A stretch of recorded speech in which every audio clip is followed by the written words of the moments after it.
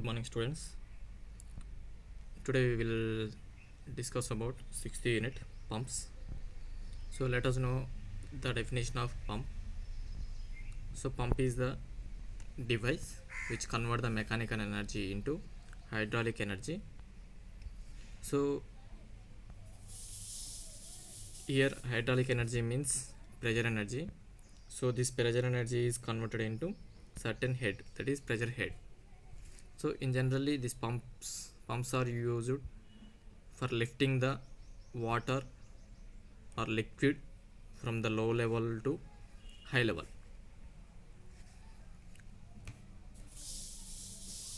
So for here the pump is running with utilizing mechanical energy. So this mechanical energy is supplied through electrical power, that means electric motor. So pump is connected to the electric motor. So this electric motor conveys the mechanical energy. So this mechanical energy is converted into hydraulic energy. So this is the classification of pump. So classification mainly two types. One thing is dynamic pressure pumps, or we can also, this term is rotor dynamic pumps. Another thing is positive displacement pump. So what is meant by positive displacement pump? In this, the thrust force exerted on the liquid, we can obtain pressure energy. So that means here the thrust force is exerted on the liquid by means of piston or plunger in a closed cylinder. We obtain pressure head. In rotor dynamic pumps, through the angular momentum, by changing the angular momentum of liquid in the closed container, the hydraulic energy is developed. So how can this angular momentum is obtained? By means of impeller. Impeller is the rotating device.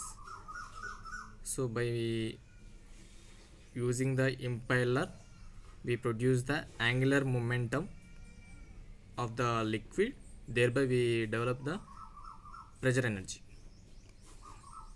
Again, this positive displacement pump is classified into two types: reciprocating and rotary.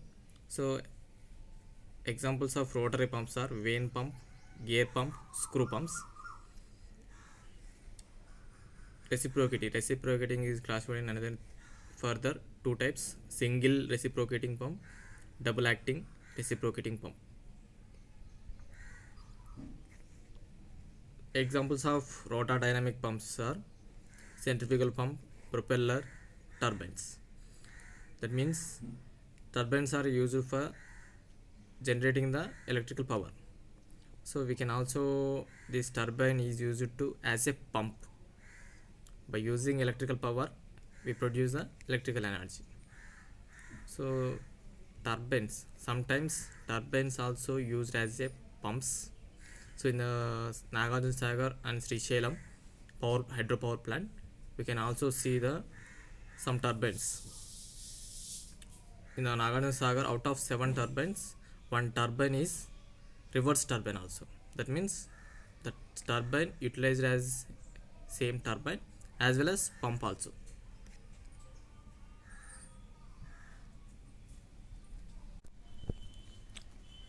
So one of the important question in the pump unit, difference between or comparison between the centrifugal pump and reciprocating pump. So let us this question, important question in the 6th unit. So in the centrifugal pump, the flow of the discharge of water is continuous and smooth, whereas in reciprocating pump,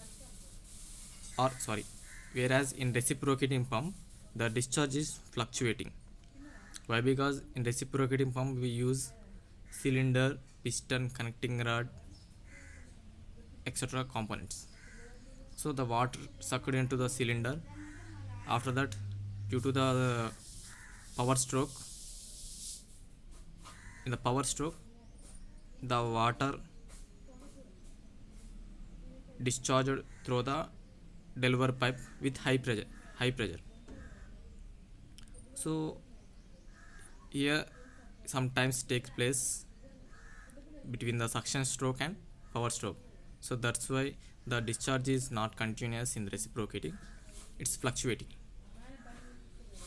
Second point is centrifugal pump handle with large quantity of liquid, whereas in reciprocating pump we handle with small quantity of liquid. And third point is used for large discharge and small heads. So centrifugal pumps are used for large discharge as well as for the small heads. That means by in the centrifugal pumps we can't develop high level pressure energy. So that's why we supply the water from low head, that means small heads. But in the reciprocating pumps, we produce the high pressure energy in the closed cylinder. So that's why we pump the water for very high heads and as well as for the small discharge. So here the small discharge is pumped, in the centrifugal pump large discharge is pumped. And the fourth unit is cost is less compared to reciprocating pump. That means the components used in the centrifugal pump are less, so that's why cost is less, whereas in the reciprocating pump cost of reciprocating pump is approximately 4 times the cost of centrifugal pump. That means reciprocating pump cost is more high. The fifth point is it runs high speeds. Why? Because they can couple to electric motor directly. In the centrifugal pump we are giving priming by means of electric motor. So this electric motor shaft is directly connected to the impeller shaft. So that's why the impeller is rotated with high speed, as speed of electric motor. So electric motor ఎంతైతే speed తిరుగుతుందో అంతే speed తోటి approximately almost అదే speed తోటి impeller rotate అవుతుంది. So ఈ due to this high speed the impeller will rotate high speeds.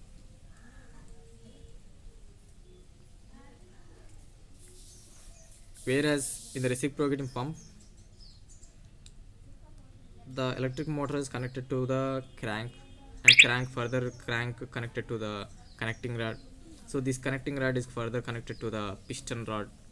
So there is large linkage.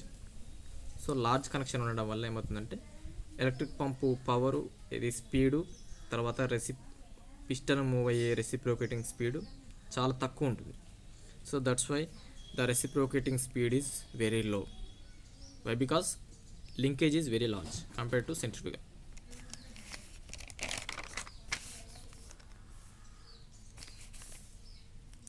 And the next thing, sixth point is, so due to the in this centrifugal pumps we are using less components, that's why operation is smooth and maintenance cost also low. But in the reciprocating pump we are used many components, mechanical components. That's why, and due to the linkage connecting rod, crank and piston, so there is some rise in the noise. So noise is very high in the reciprocating pump and operation is also complicated and maintenance cost is also increased.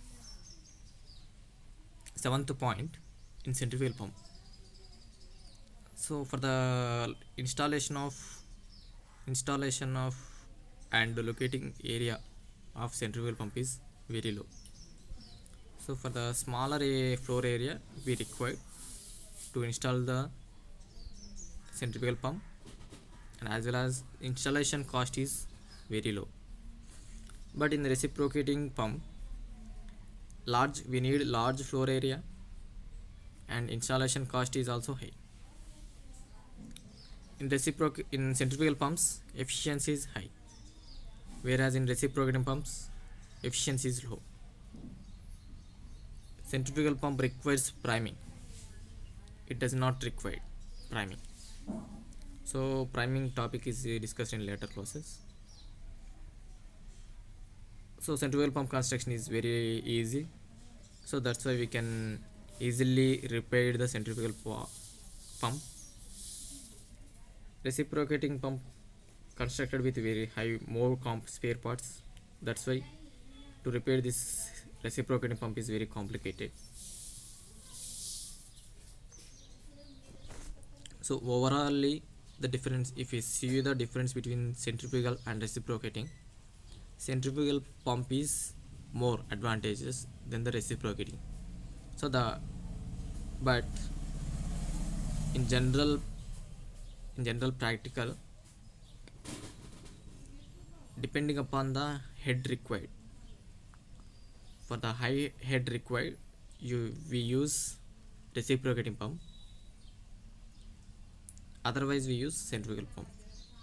So depending upon the head, how much height you want to pump the water, so based on this scenario you need to choose the pumps, either centrifugal or reciprocating. Here we see the brief discussion about reciprocating pump. So what is the working principle of reciprocating pump? It operates on the principle of actual displacement or pushing of water by a piston or plunger that executes a reciprocating motion in a closely fitted cylinder. So here in the reciprocating pump, we obtain the thrust, we produce the hydraulic energy by using thrust force. So how can you create the thrust force? By using a piston or plunger.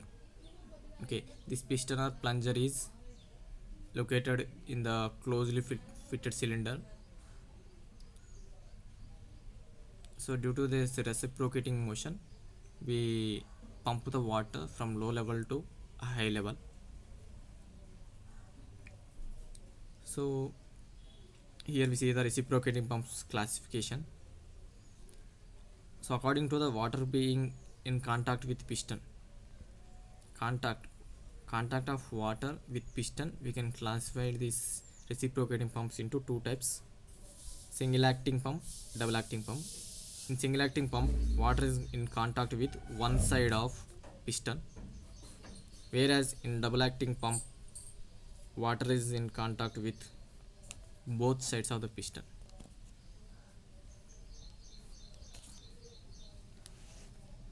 According to the number of cylinders usage, so single cylinder, double cylinder, triple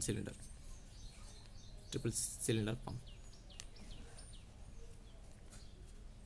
So main components and working of the reciprocating pump, let us see. So these are the main components used in the reciprocating pumps.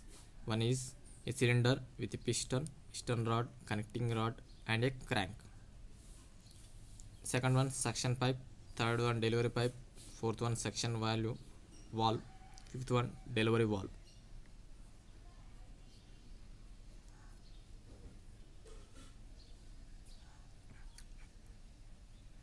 So due to this link, cylinder with piston rod, connecting rod and crank, this crank is connected to the electric motor directly. So here we convert the electric motor rotational movement into reciprocating motion. We convert the rotational movement of electric motor into reciprocating motion due to this link.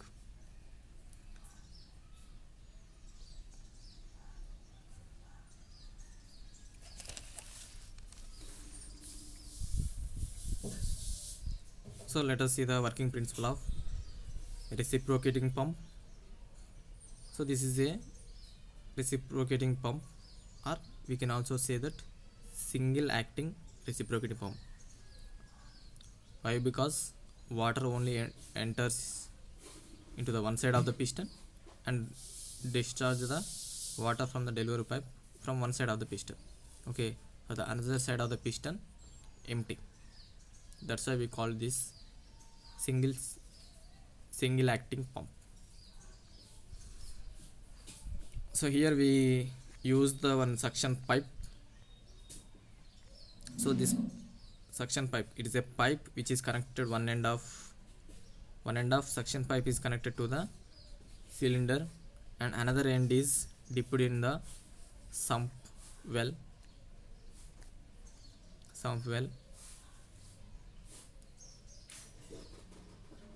and this is the delivery pipe.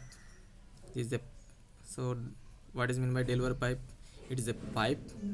So one end of pipe is connected to the cylinder and another end is connected to the head or tank. So this is the tank, head or tank. So suction valve. So suction valve is connected to the suction pipe at the entrance of the cylinder.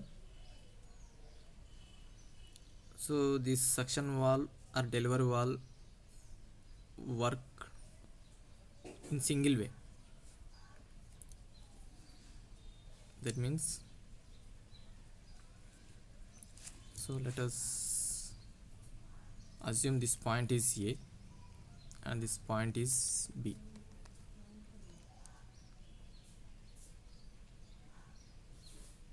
So initially the crank is at point A. So at the crank is at point A, the piston moves backward at this point. Okay, at this point we can also call this point is bottom dead center. This is the top dead center. This is the bottom dead center. So at the bottom dead center, due to this, when the crank moves backward, suction pressure is created in the cylinder. So due to this suction pressure, water from the sump sucked into the cylinder. So at this moment the suction valve is open. After filling the entire water in the cylinder, the suction valve is closed. At the same time the delivery valve is also closed. Suction valve is closed and delivery valve is closed, and the entire water is filled in the cylinder. When the crank is at point A, or we can also, this point is 0 degrees. At A, 0 degrees of crank. So this crank is moved towards at point B. So where at point B we observe the angle 180 degrees. So when the crank rotates 180 degrees, the piston moves top dead center. That means this is the position of top dead center. Here the thrust force applied on the water, so high pressurized water is entered into the delivery pipe through the delivery valve. So at this moment, when the piston moves towards the top dead center, the delivery valve slowly open, thereby high pressured water enter into the delivery pipe.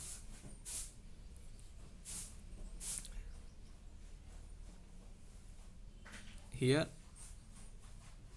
for one revolution of crank, the water sucked into the cylinder and it is pressure discharged from the delivery pipe for the one revolution.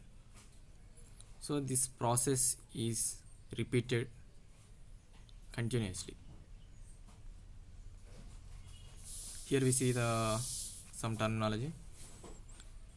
So the level of sump and the axis of the cylinder, the distance between the axis of cylinder and the sump level is called suction head. Suction head HS. So that is the distance between axis of cylinder and the delivery pipe or tank level, called delivery head. Delivery head. Okay, that's it. Here we see the working principle of double acting reciprocating pump. In this, the water is contacted with both sides of piston. So this is the side of the one side of the piston, this is another side of the piston. Okay, the water is contacted with both sides, so that's why we call it double acting reciprocating pump. So this double acting reciprocating pump is similar to single acting, but the small difference in this there are two suction pipes and two suction valves and two delivery pipes and two delivery valves. So let us know the working principle of double acting. So when the piston moves backward,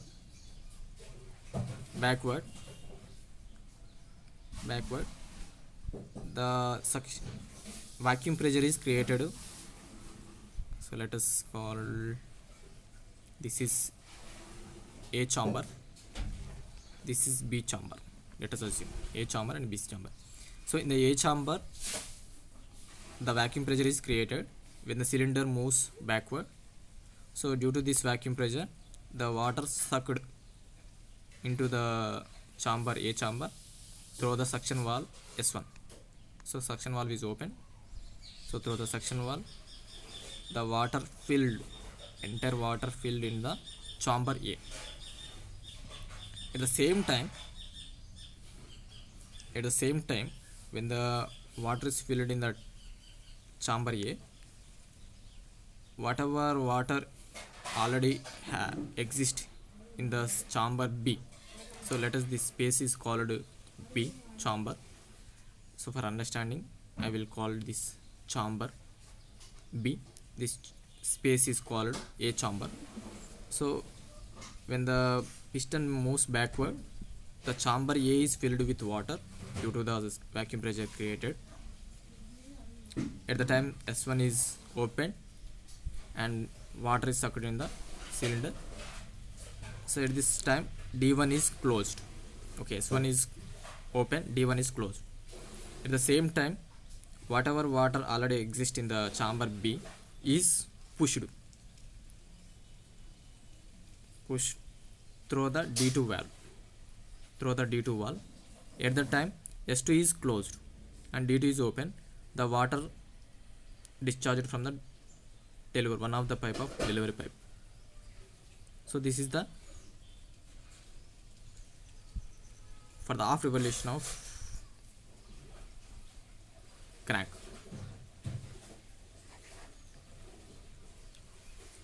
This is the total revolution of the crank. So for the half revolution is the crank moves from 0 degrees to 180 degrees, called half revolution. For the half revolution, we pump the water through the D2 valve. So at this half revolution, D2 valve is open, S1 valve is open, and D1, S2 closed. Remaining half revolution. That means the crank rotates from 180 degrees to 360 degrees. That means the crank moves from point B to again A. So at this moment, the piston moves towards left side. That means whatever water exists in the chamber A is pushed through the D1 valve. At the time S1 is closed and D1 is open.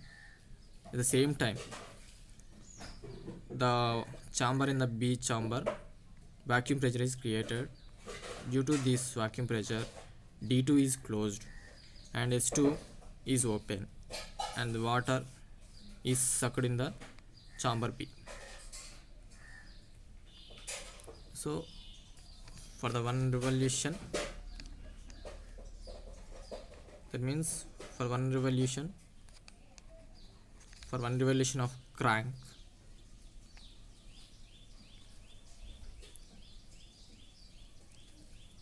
the water is discharged two times. The water is discharged two times by D1 valve and D2 valve.